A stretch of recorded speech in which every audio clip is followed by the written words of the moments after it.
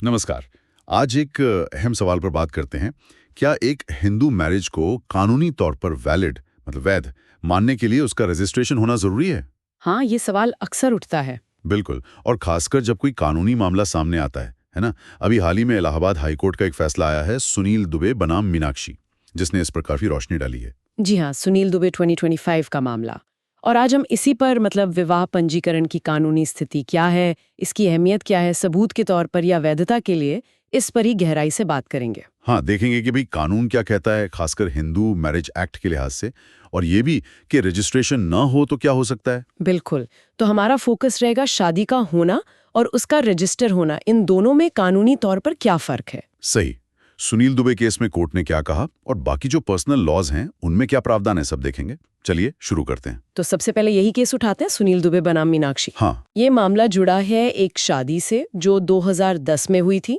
अब पति पत्नी दोनों ने आपसी सहमति से तलाक के लिए फैमिली कोर्ट में अर्जी दी। अच्छा, म्यूचुअल कंसेंट डिवोर्स, ये तो सीधा मामला लगता है। इसमें क्या पेच आया फिर? पेच ये फंसा कि फैमिली कोर्ट ने कहा भाई तलाक की अर्जी पर आगे सुनवाई करनी है तो पहले अपनी शादी का रजिस्ट्रेशन सर्टिफिकेट जमा करो। ओ, और उनके पास सर्टिफिकेट था नहीं, उनके पास वो सर्टिफिकेट था ही नहीं। तो उन्होंने कोर्ट में कहा कि देखिए, हिंदू मैरिज एक्ट 1955 के हिसाब से तो रजिस्ट्रेशन कंपलसरी अनिवार्य है नहीं। तो हमें ये सर्टिफिकेट जमा करने से छूट दी जाए। और पत्नी का क्या रुख था? मजे की बात ये कि पत्नी ने भी पति के इस अर्जी का समर्थन किया। दोनों ही कह रहे थे कि सर्टिफिकेट मत मांगिए, केस आगे बढ़ाइए। लेकिन फैमिली कोर्ट ने ये बात नहीं मानी। उन्होंने क्यों मना किया? जी, फैमिली कोर्ट ने नहीं मानी। उन्होंने Hindu marriage and divorce rules 1956 के रूल 3A का हवाला दिया। रूल 3A ये क्या कहता है? ये रूल कहता है कि हिंदू मैरिज एक्ट के तहत कोई भी कार्यवाही जैसे तलाक वगैरह, उसमें शादी का सर्टिफिकेट याचिका के साथ लगाना जरूरी है। तो इसी रूल के आधार पर कोर्ट ने कहा नहीं, छूट नहीं मिलेगी। अच्छा, तो फिर मामला हाईकोर्ट गया होगा इसके बाद? हाँ बिल्कुल। पति ने फैमिली कोर्ट के इस ऑर्डर को इलाहाबाद हाईकोर्ट में चुनौती दी। तो हाईकोर्ट ने इसे कैसे देखा? जस्टिस मनीष कुमार निगम की बेंच थी शायद। जी, जस्टिस मनीष कुमार निगम की बेंच, उन्होंने याचिका स्वीकार कर ली और कोर्ट ने सबसे पहले हिंदू मैरिज एक्ट की धारा 8 को परखा। धारा 8? हाँ, ये रजिस्ट्रेशन से ही जुड़ी है ना। बिल्कुल। कोर्ट ने साफ किया कि धारा 8 रजिस्ट्रेशन का प्रावधान तो करती है, लेकिन इसका जो मुख्य उद्देश्य है वो शादी को साबित करना आसान बनाना है। ये सबूत का एक जरिया है। अच्छा, सबूत के लिए? हाँ, कोर्ट ने जोर देकर कहा कि रजिस्ट्रेशन नहीं होने से शादी किसी भी तरह से अमान्य या इनवैलिड नहीं हो जाती।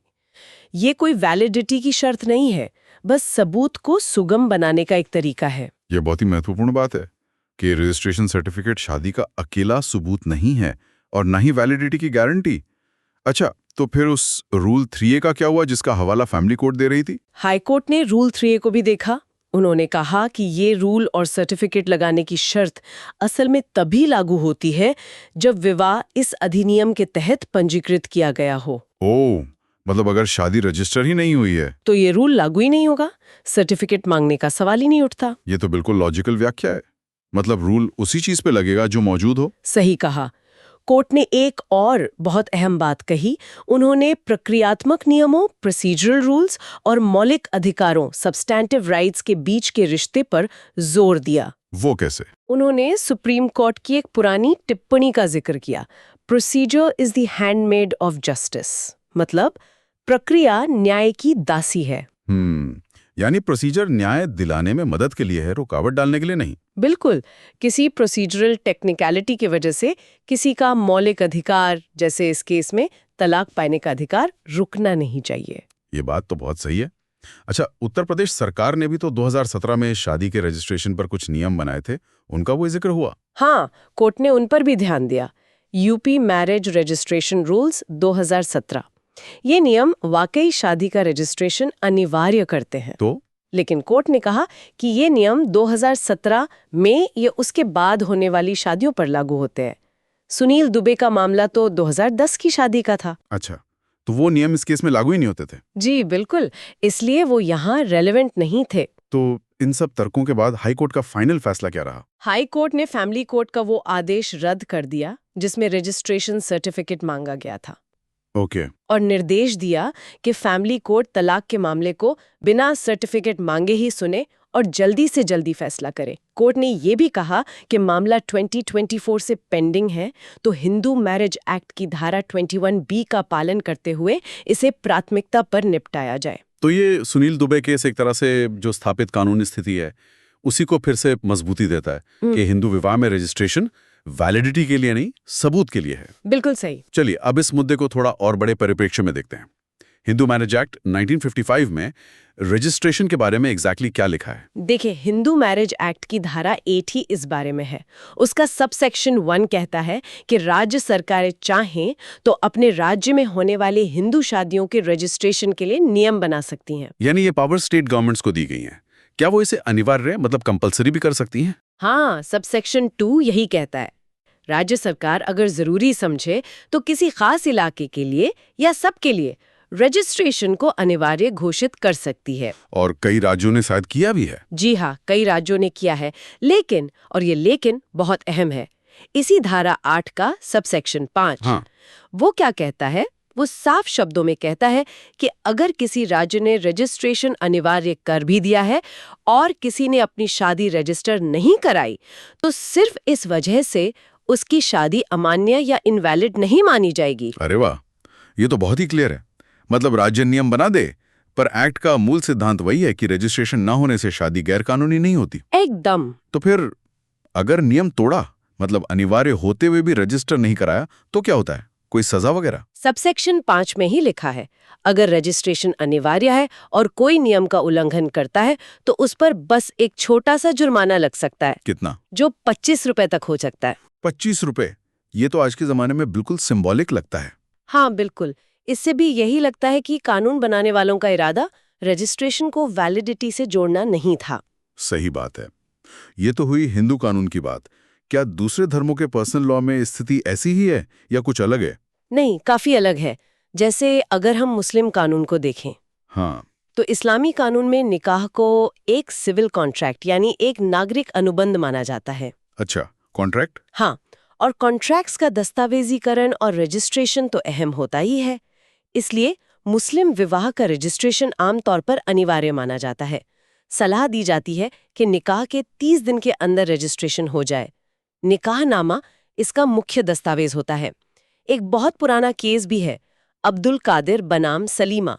उसमें भी यही कहा गया था कि निकाह की प्रकृति अनुबंध जैसी है।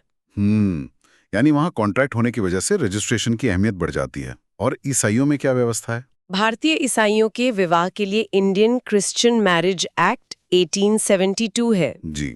उसका भाग 4 मतलब धारा 27 से 37 तक मैरिज के रजिस्ट्रेशन की प्रक्रिया बताता है।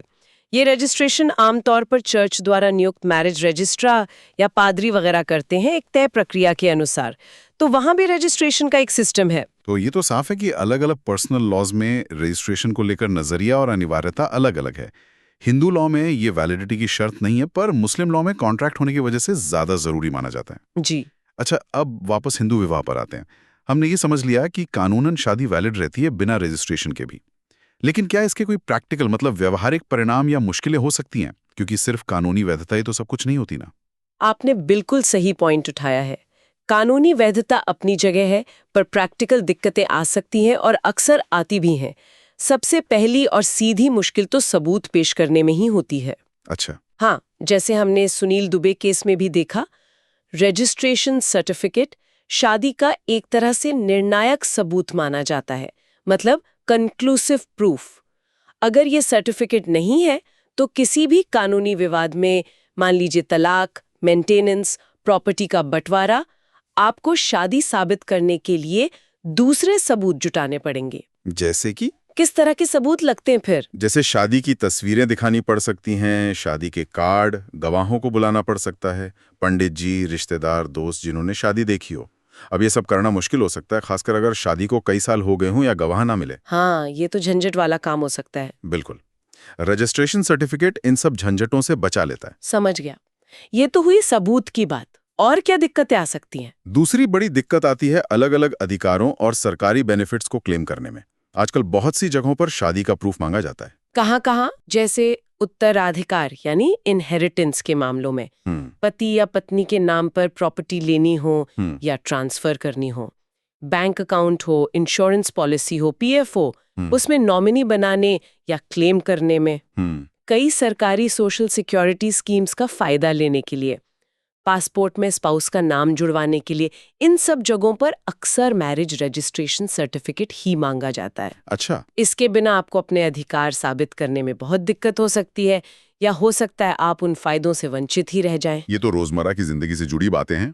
और कानूनी कार्रवाई में मतलब कोर्ट के मामलों में सबूत के अलावा भी कोई असर पड़ता है? हाँ, प्रोसेस पर भी असर पड़ता है। जैसा हमने कहा, तलाक, मेंटेनेंस, डोमेस्टिक वायलेंस, बच्चों की कस्टडी, ऐसे मामलों में अगर आपके पास रजिस्ट्रेशन सर्टिफिकेट है तो शादी हुई थी, ये फैक्ट तो आसानी से मान लिया जाता है। हाँ, फिर मामला सीधे मुख्य मुद्दे पर आ जाता है। सर्टिफिकेट ना हो तो पहले यही साबित करने में वक्त और एनर्जी लग सकती है कि शादी हुई भी थी या नहीं। इससे पूरा केस और लंबा खिंच सकता है, जटिल हो सकता है। और अगर किसी को विदेश जाना हो अपने जीवन साथी के साथ, वीजा वगैरह के लिए? ये भी बहुत जरूरी पॉइंट है।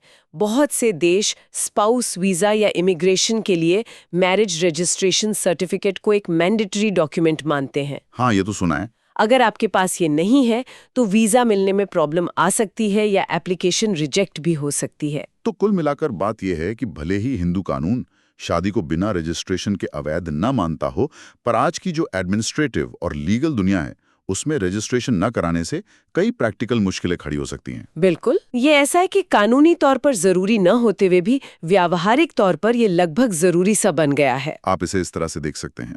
अच्छा, क्या इस विषय पर कुछ और कोर्ट के केसेस हैं जो इस पूरी बात को और पुख्ता करते हों? हाँ, कुछ और जरूरी मिसालें हैं। सुप्रीम कोर्ट का सीमा बनाम अश्विनी कुमार 2007 का केस। हाँ, सीमा केस। उसमें भी कोर्ट ने यही कहा था कि हिंदू मैरिज एक्ट के तहत रजिस्ट्रेशन ऑप्शनल है और ये मुख्य रूप से प्रूफ के लिए है। कोर्ट ने उस केस में ये सुझाव भी दिया था कि सभी शादियों का रजिस्ट्रेशन अनिवार्य होना चाहिए, चाहे वो किसी भी धर्म के तहत हुई हो, ताकि महिलाओं और बच्चों के अधिकारों की रक्षा बेहतर हो सके। पर वो एक सुझाव था, हिंदू कानून में कोई बदलाव नहीं। अच्छा, और कोई हाल का केस? एक और दिलचस्प केस है डॉली रानी बनाम मनीष कुमार चंचल 2024 का। हाँ, इसमें क्या खास था? इसमें कोर्ट ने एक और जरूरी बात साफ की। उन्होंने कहा कि रजिस्ट्रेशन सिर्फ एक वैलिड तरीके से हुई शादी को प्रमाणित करता है। मतलब जो शादी हिंदू मैरिज एक्ट की धारा 7 के तहत रीति रिवाजों से हुई हो। ओके। रजिस्ट्रेशन अपने आप में किसी अधूरी या इनवैलिड शादी को वैलिड नहीं बना सकता। यानी अगर शादी के जरूरी रस्म रिवाज ही नहीं हुए हैं तो सिर्फ कागज पर रजिस्टर करा लेने से वो शादी कानूनी नहीं हो जाएगी। ये भी बहुत सही पॉइंट है। रजिस्ट्रेशन शादी होने का सबूत है, शादी कराने का तरीका नहीं। बिल्कुल। और वो प्रक्रिया वाले नियमों पर अपने पहले संग्राम सिंह बनाम चुनाव न्यायाधिकरण 1955 का जिक्र किया था। हाँ, वो एक लैंडमार्क जजमेंट है जो यही कहता है कि प्रोसीजरल लॉ न्याय को आसान बनाने के लिए है, उसे उलझाने या रोकने के लिए नहीं। सुनील दुबे केस में भी इसी सिद्धांत को दोहराया गया। ठीक है, तो हमने केस स्टडी देख ली, कानूनी प्रावधान समझ लिए, दूसरे धर्मों से तुलना भी कर ली, प्रैक्टिकल नतीजे भी देख लिए और कुछ और कोर्ट के उदाहरण भी। तो इस पूरी चर्चा का निचोड़ क्या है, समराइज करें तो? सार यही है कि जहां तक हिंदू मैरिज एक्ट की बात है, शादी का रजिस्ट्रेशन उसकी कानूनी वैलिडिटी तय नहीं करता। ये मुख्य रूप से शादी को साबित करने का एक सुविधाजनक तरीका है और एडमिनिस्ट्रेटिव कामों में मदद करता है। हाँ। सुनील दुबे बनाम मीनाक्षी का जो हालिया फैसला है वो इसी बात पर जोर देता है। राज्य सरकारें नियम बनाकर रजिस्ट्रेशन अनिवार्य कर सकती हैं, लेकिन हिंदू मैरिज एक्ट के मूल प्रावधान के तहत रजिस्ट्रेशन न होने पर भी शादी वैलिड रहती है। बस नियम तोड़ने पर वो छोटा सा जुर्माना लग सकता है। और ये स्थिति सभी पर्सनल लॉ में एक जैसी नहीं है, जैसे मुस्लिम कानून में अलग है। बिल्कुल। तो कानूनी स्थिति तो ये है, लेकिन चलिए जाते जाते एक सवाल छोड़ते हैं अपने श्रोताओं के लिए सोचने को। हाँ, जरूर। हमने देखा कि हिंदू कानून के तहत रजिस्ट्रेशन शादी की वैधता के लिए अनिवार्य नहीं है, पर जिस तरह से आज हर चीज के लिए डॉक्यूमेंट्स चाहिए, सरकारी स्कीम्स से लेकर वीजा तक, और कोर्ट में भी ये सबूत का सबसे आसान तरीका है, क्या ऐसा नहीं लगता कि ये जो एडमिनिस्ट्रेटिव निर्भरता है, ये प्रैक्टिकली रजिस्ट्रेशन के महत्व को चुपके से बढ़ा रही है? मतलब भले ही कानून इसे वैलिडिटी के लिए जरूरी ना माने, क्या जमीनी हकीकत में ये लगभग अनिवार्य जैसा नहीं होता जा रहा? हाँ, बिल्कुल। ये सोचने वाली बात है। ये एक तरफ पर्सनल लॉ की अपनी समझ है और दूसरी तरफ मॉडर्न स्टेट की ज़रूरत है डॉक्यूमेंटेशन और मानकीकरण की। इन दोनों के बीच एक दिलचस्प तनाव दिखता है। क्या व्यावहारिकता धीरे धीरे कानूनी सिद्धांत पर हावी हो रही है? ये वाकई एक गहरा सवाल है जिस पर विचार किया जाना चाहिए।